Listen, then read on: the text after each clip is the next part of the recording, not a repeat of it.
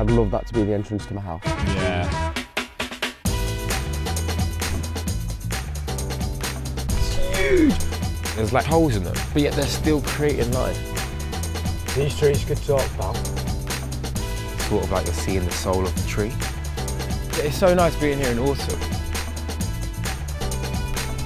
Hello, my name is Cel Spellman. And I'm Kedar Williams-Stirling. And we are here today at Sherwood Forest on a journey to learn more about this precious, beautiful ancient woodland, and in particular, focus on our ancient oak trees, which of course we know are so special, but need our protection, because we heard, well, a pretty startling fact this morning. We did. The UK used to be covered in this beautiful ancient woodland, and now it only takes up about 2.5% of our wild isles.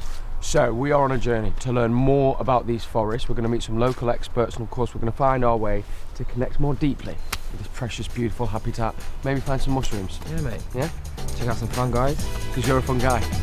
See you.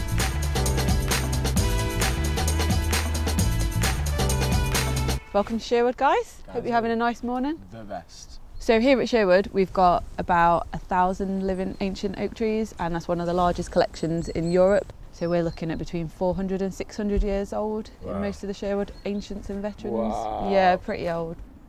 So our ancient oaks, we think that they support about 2,300 species just themselves. Wow. So without them, you know, kind of everything else falls away. So the soil, the microbes in the soil and the invertebrates that are around these ancient oaks are just so important.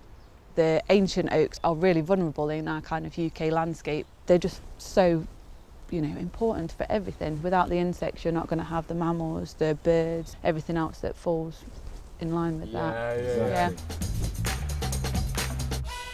So this is the major oak. He's about 1,100 years old, we think. And I was reading the roots go out to where the picnic tables are. Yeah. So if you turned him upside down, then expanded him, that's his root system. It's absolutely vast. Phenomenal. You see these almost like kind of scaffolding structures? Yep. I'm guessing obviously that is just to help kind of support it, really, yeah. What are some of the benefits to having a fully functioning forest, particularly made of ancient oaks?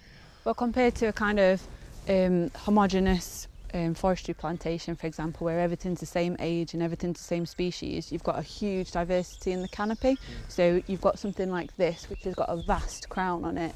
It can act like a massive sponge for carbon. So having that diversity all the way across the canopy in age and structure, not only does it have the benefit for the wildlife, for the species, but for climate change, it's absolutely fundamental. Of course it is, yeah. It's so impressive, isn't it? It's phenomenal, mate. It's sort of overwhelming.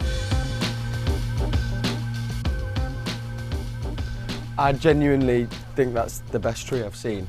The size of it. I mean, all these, I think, are oak trees. That's the thing that struck me most. And also the cycle of them, how much they give after they kind of are on the way out, you know, the back end of their life. So where are we off to now, Kel? We should be meeting Lucy, who's going to help us get to know the forest even better. So we're going to start our forest bathing experience. Now the great thing for me about forest bathing is there are no rules and anyone can do it.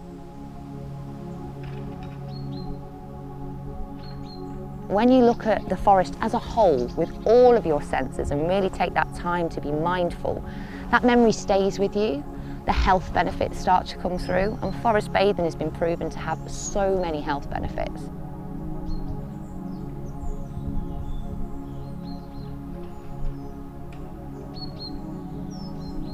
For me, my favourite part of it is to get laid down and really in there with the woodland. You'll notice the light changes, the breeze blowing, and see things from a whole different angle.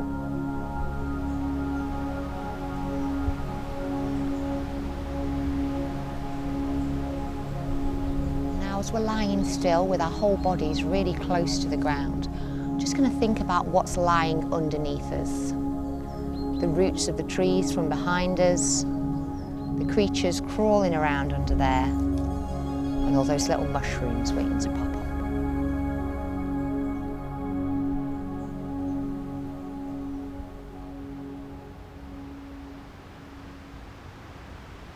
How do you guys feel about your trip to Sherwood Forest today? Quite special, really diverse, and it was really nice to see how we're taking care of these trees. It's not just left to their own devices. You know, it's a great example that we can preserve natural spaces rather than absolutely decimate them. but it's beautiful to be reminded of what is possible and what we can do. And we don't appreciate it enough, I think, what we have on our doorstep. And when you don't have that appreciation, you don't protect it enough. You know, when you hear that the UK is one of the most nature-depleted places in Europe, it does shine a light on it in a different perspective. I think that distance from it when you don't connect with it as much. When you think about that, the major oak. 1,000 odd years old, mate. Bro, we ain't got 1,000 years. Yeah. That's the thing, you know. I mean, you said it right at the start, didn't you? 2.5% left. We've just got to try and hold on to them for as long as we can, really.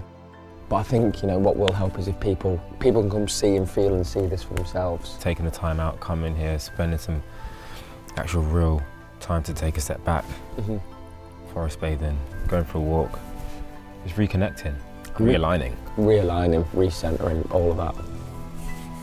We can do it. Lush to share with you as well, brother. Yeah man, you too, but always.